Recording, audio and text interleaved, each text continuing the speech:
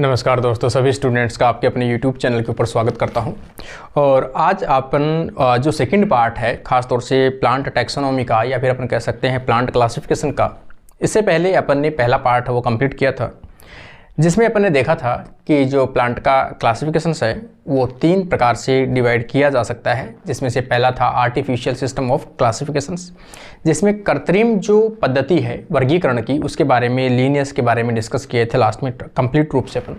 उसी का second part जो था वो आज अपन लेके आए हैं, जिसमें आज अपन बात करने वाले हैं नेचुरल सिस्टम ऑफ क्लासिफिकेशन, प्राकृतिक जो सिस्टम है वर्गीकरण का, उसके बारे में डिस्कस करेंगे। फिर तीसरा जो है वो आपका आ जाएगा फाइलोजेनेटिक। तो आज का अपना जो रहेगा वो सेकंड पार्ट रहेगा, जिसे अपन कह सकते हैं नेचुरल सिस्टम ऑफ क्लासिफिकेशंस।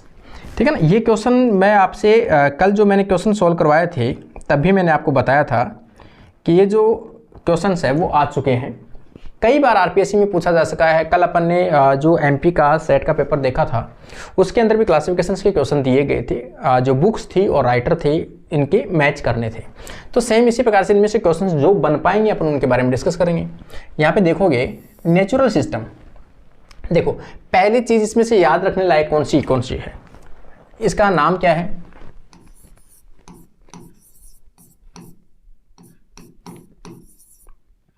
प्राकृतिक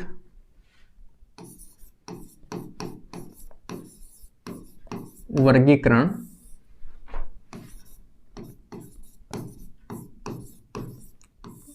पद्धति, ये इसका नाम है।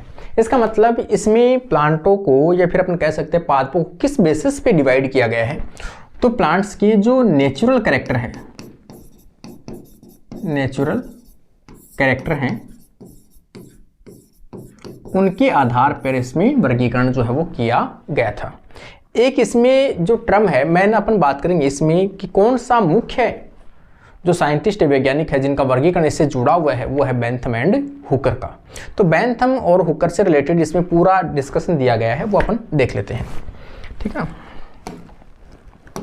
देखो, natural system is that in which classification is made on basis of, किसके आधार पे दिया गया है?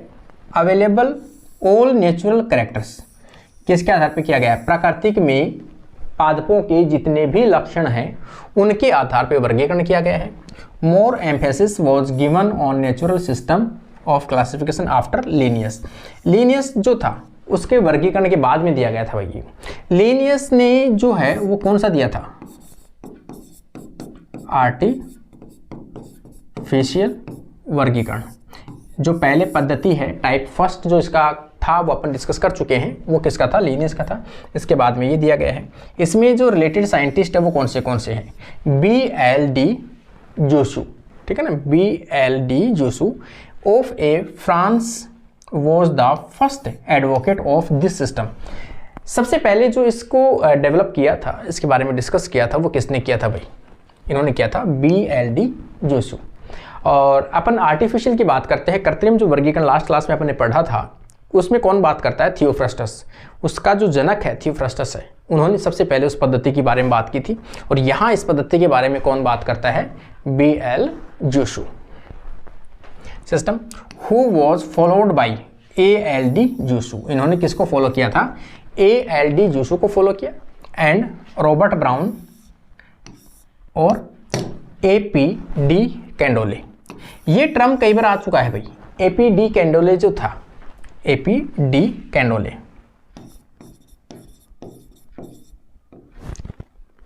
है ना, कि ये पूछा गया है कि APD जो कैंडोली है ये कौन से वर्गीकरण से संबंधित वैज्ञानिक रहे हैं? तो इसका मतलब कौन से रहे हैं?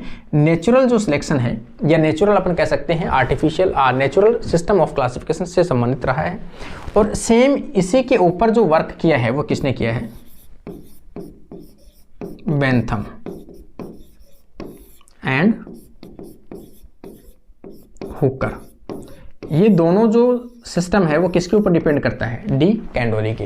तो ये क्वेश्चन कहीं ना कहीं मैंने पढ़ा था, आरपीएससी में क्वेश्चन पूछा गया था पहले किसी एग्जाम के अंदर कि बेंथम हुकर का जो वर्गीकरण है वो किससे संबंधित है, किस पे आधारित है? तो ये एपी कैंडोले पे आधारित है, क्योंकि दोनों ही जो वैज्ञानिक हैं वो किस पे रहे हैं, नेचुरल सिस्टम जो है उसी के ऊपर डिपेंड करते हैं, इसलिए दोनों एक ही पद्धति से जुड़े हुए वैज्ञानिक हैं। French botanist again gave natural system, इन्होंने भी काफ़ी सहयोग दिया था। क्लासिफिकेशन इन विच, इस वर्गीकरण के अंदर 166 फैमिलीज, ये क्वेश्चन जो है ना, ये जो फैमिली बता रहा हूँ आपको, कितना वर्गीकरण किया गया इन्होंने अपने क्लासिफिकेशन के अंदर, एपीडी कैंडोले जो थे इन्होंने अपने वर्गीकरण में 166 फैमिलीज एंजियोस्पर्म की जो है वो वर्गीकरण किया था। The most important classification of this era was given, देखो सबसे इंपॉर्टेंट जो क्लासिफिकेशन जो था इसका वो किसने दिया था भाई, बेंथम और हुकर का। सबसे इंपॉर्टेंट जो था वो था बेंथम एंड हुकर, और इनके लाइफ टाइम 1862 से लेकर 1883 के अंदर जो है इन्होंने ये वर्गीकरण पब्लिश किया था या दिया था। This was the last natural system, ये इन्होंने सबसे बड़ा जो सिस्टम था इन्होंने दिया था बेंथम हुकर का। इसके बाद में हालांकि इसका प्रचलन धीरे धीरे कम हुआ और फाइलोजेनेटिक जो क्लासिफिकेशन वर्गीकरण है उसका प्रचलन बढ़ा, तो ये लास्ट था classification. And this classification was not affected by concept of evolution, इस वर्गीकरण के ऊपर इवोल्यूशन का कोई प्रभाव नहीं पड़ा, या इस वर्गीकरण के ऊपर कोई भी इवोल्यूशन का जो इफेक्ट है वो दिखाई नहीं देता है। जबकि डार्विन जो है उस टाइम पे फेमस साइंटिस्ट थे, हालांकि डार्विन ने पूरे थ्योरी दे भी दी थी, लेकिन फिर भी इन्होंने अपनी थ्योरी डार्विन की थ्योरी से लिंक नहीं किया और इन्होंने प्राकृतिकवाद को ही मुख्य माना। तो not affected by concept of evolution through it was given after publication, और ये कब दिया गया, after publication of Darwin's theory of evolution, Darwin की जो थ्योरी थी वो भी पब्लिश हो गई थी, उसके बाद में ये क्लासिफिकेशन दिया गया था। फिर भी कहीं भी इन्होंने डार्विन का जो इवोल्यूशन की थ्योरी है उसको अपने वर्गीकरण में सम्मिलित नहीं किया।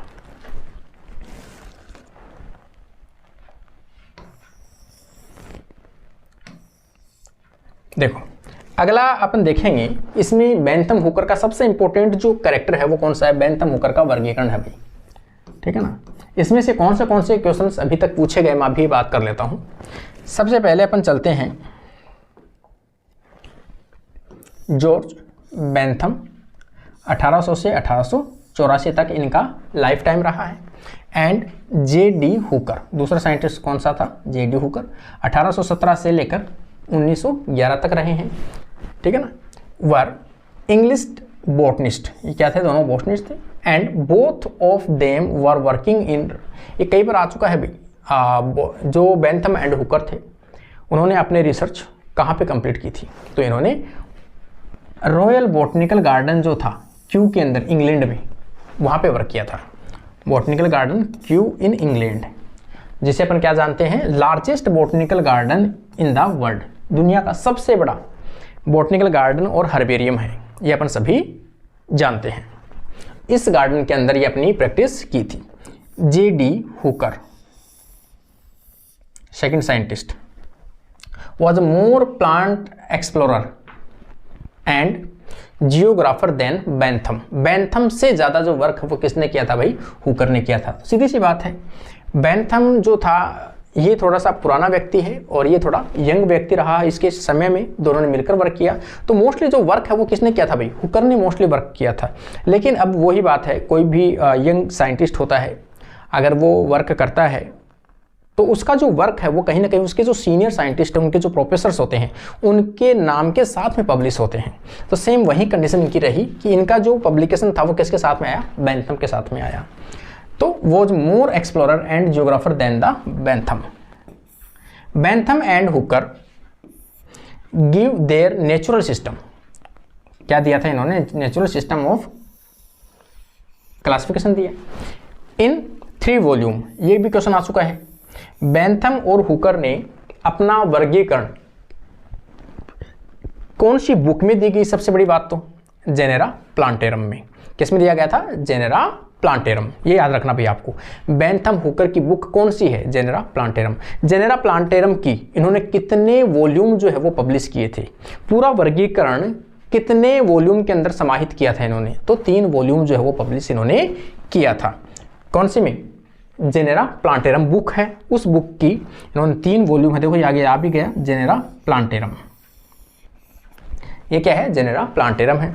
पहला जो वॉल्यूम है, फर्स्ट वॉल्यूम इन 1862 में इन्होंने पहला जो पब्लिकेशन है वो आया। लास्ट 1883, सेकेंड लास्ट जो है वो कब आया था, 1883 के अंदर आया था।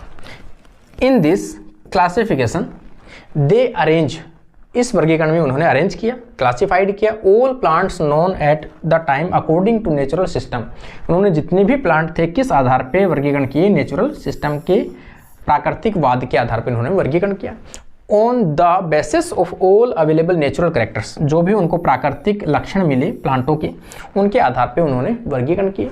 प्राकृतिक आधार पे ही नेचुरल एफिनिटीज, कौन से प्लांट किसके ज़्यादा सिमिलर है, उनके आधार पे उन्होंने अपना वर्गीकरण है वो दिया था। इसमें से इंपॉर्टेंट जो टर्म है वो कौन से हैं वो देखो आप। एक तो ये कि इसमें कितने वॉल्यूम हैं, बुक के 3 वॉल्यूम के अंदर दिया गया है। बेंथम हुकर ने अपना वर्गीकरण किस बुक में दिया था, तो जेनेरा प्लांटेरम में। सेम अगर एक क्वेश्चन पूछा जाए कि यही जो लीनियस है, कैरोलस लीनियस है, फादर ऑफ टैक्सोनॉमी, इन्होंने अपना जो वर्गीकरण था, पूरा डिस्क्रिप्शन था, वो कौन से पेपर में, कौन सी बुक में दिया था, तो उन्होंने दिया था सेम ऐसी बुक है, बस उसके आगे नाम लग जाएगा स्पीसीज। स्पीसीज प्लांटेरम, ये किसकी है भाई, लीनियस की बुक है। तो नाम में कंफ्यूज नहीं होना, लीनियस में स्पीसीज प्लांटेरम है, जबकि बेंथम हुकर का है जेनेरा प्लांटेरम, नेचुरल सिस्टम से संबंधित है। ठीक है ना, आगे देखें अपन।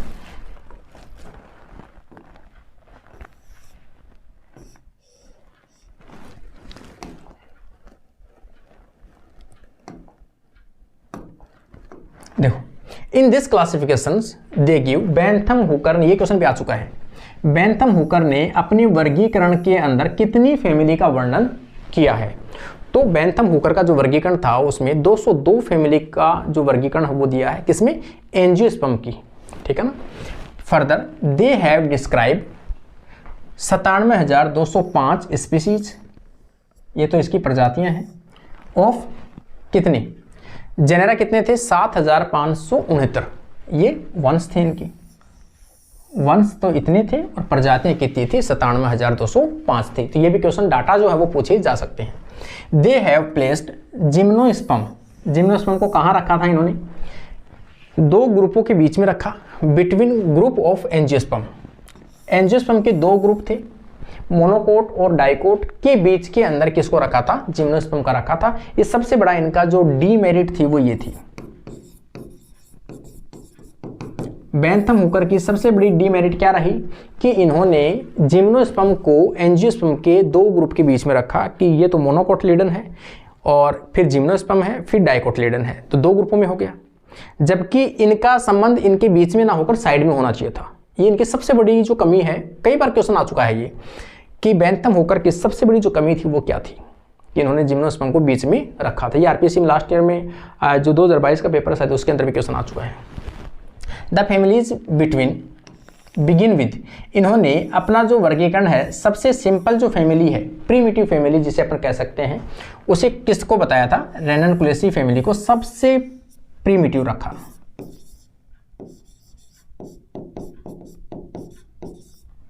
इस फैमिली को क्या रखा, प्रीमिटिव, सबसे प्रारंभिक फैमिली।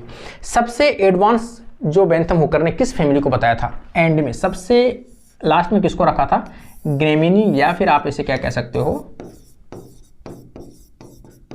पोएसी। इस फैमिली को सबसे लास्ट में रखा था। सबसे एडवांस जो मोनोकोटिलीडन है, ये डाइकोटिलीडन है। This system of classification is widely accepted by Britain. इस क्लासिफिकेशन को किसके द्वारा एक्सेप्ट किया गया है, ब्रिटेन के द्वारा।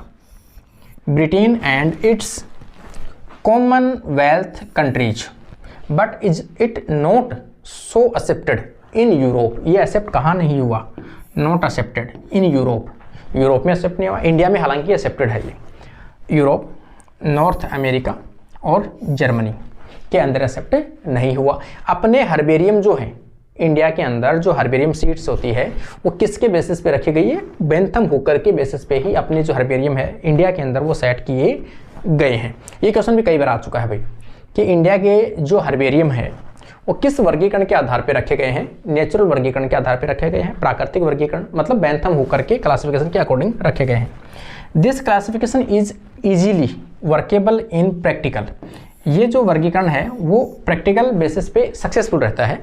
Most of the herbaria of the world, देखो ये आगे ना लाइन, दुनिया के मैक्सिमम जो हर्बेरियम है वो इसी क्लासिफिकेशन के आधार पे सेट किए गए हैं। Are arranged according to this system of classification. India का जो हर्बेरियम है वो भी इसी के बेसिस पे है और पूरी दुनिया का जो वर्गीकरण है वो भी इसी के बेसिस पर रखा गया है।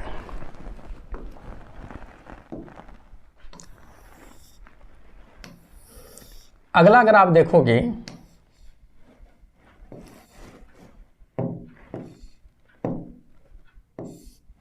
देखो यहां पे the main important merit of classification is that